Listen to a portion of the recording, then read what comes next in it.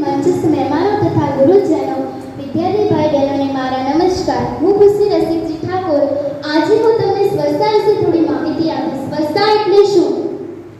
સ્વચ્છતા એટલે વસ્તુની સફાઈ, શરીરની સ્વચ્છતા, મન તેમજ દ્રષ્ટિની પવિત્રતા, ઘર, રસ્તાઓ, સડકો, પર્યટન સ્થળો, જાહેર સ્થળો, સરકારી ઇમારતો, પર્યાવરણ અને પાણી સ્વચ્છ રાખવું તે એટલે સ્વચ્છતા. યુરોપ અને અમેરિકામાં 18મી અને 19મી સદી દરમિયાન જ્યારે ગંદકીના લીધે ખૂબ ખરાબ પરિસ્થિતિ હતી, ત્યારે સ્વચ્છતા સિદ્ધાંતનો પ્રચાર કરવામાં આવ્યો હતો. અને જ્યાં સ્વચ્છતા હોય છે ત્યાં ભગવાનનો વાસ હોય છે એવું માનવામાં આવ્યું છે. ગાંધીજીએ પણ કહ્યું છે, સ્વચ્છતા ત્યાં પ્રભુતા. સ્વચ્છતા આપણા માટે ખૂબ જ મહત્વની છે. સ્વચ્છતા એટલે સુંદરતા, સ્વચ્છતા એટલે પવિત્રતા, સ્વચ્છતા એટલે દિવ્યતા, સ્વચ્છતા એટલે તંદુરસ્તી. કહેવાય છે કે સરી જતા સમય પર કોણે નજર કરી છે? કહેવાય છે કે સરી જતા સમય પર કોણે નજર કરી છે? આ ખરી જતા ફૂલોની કોને કદર કરી છે? પર્યાવરણને તો આપણે ઘણી બધી રીત આપી છે, પરંતુ સ્વચ્છ રાખવા કોણે ખબર કસી છે? આપણા માનનીય વડાપ્રધાન શ્રી નરેન્દ્રભાઈ મોદીજીએ 2019માં નવી દિલ્હીમાં સ્વચ્છતા મિશન શરૂ કરાવ્યું હતું.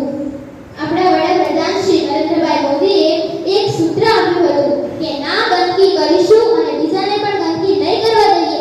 આ સૂત્ર આપણે ઘરે ઘરે, શહેર શહેર, ગામડે ગામડે પહોંચાડવાનું છે. આ નીલ ગગન ખડખડ વહેતા ઝરણા, આ નીલ ગગન ખડખડ વહેતા ઝરણા, કુકવાટ મારતો સાગર, કુકવાટ મારતો સાગર, આ મંદ મંદ વહેતા વાયરા, મહેકતી માટી. અને જો આને કોઈએ નુકસાન કર્યું હોય ને તો એ માત્ર ને માત્ર માનવી જ છે. અને જ્યાં ગંદકી હોય છે ત્યાં ડેન્ગ્યુ, મલેરિયા જેવા રોગો પણ થાય છે. ગાંધીજીએ એક વાક્ય કહ્યું છે કે મને મારા દેશની ગરીબી પર નહીં, કે મને મારા દેશની ગરીબી પર નહીં, પણ મને મારા દેશની ગંદકી જોઈને શરમ અનુભવાય છે.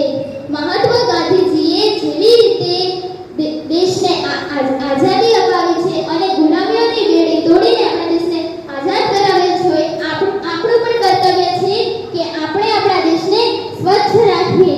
थूकने की नहीं है धरती मैया, थूकने की नहीं धरती मैया, बदलो अपनी आदत भैया. આપણે આપણા હાથ સ્વચ્છ રાખવા જોઈએ, આપણે પણ સ્વચ્છ રહેવું જોઈએ, આપણું આંગણિયું પણ સ્વચ્છ રાખવું જોઈએ, બધું સ્વચ્છ રાખવું જોઈએ. સ્વચ્છ ગુજરાત, સમૃદ્ધ ગુજરાત. સ્વચ્છતા હી સેવા 2024 ને આપણે સાકાર કરીશું. આવો આપણે ગંદકીને દૂર ભગાવીને સ્વચ્છતાને આગળ વધાવીએ. આપણને ખબર છે કે જ્યાં ગંદકી હોય છે ત્યાં રોગો થાય છે.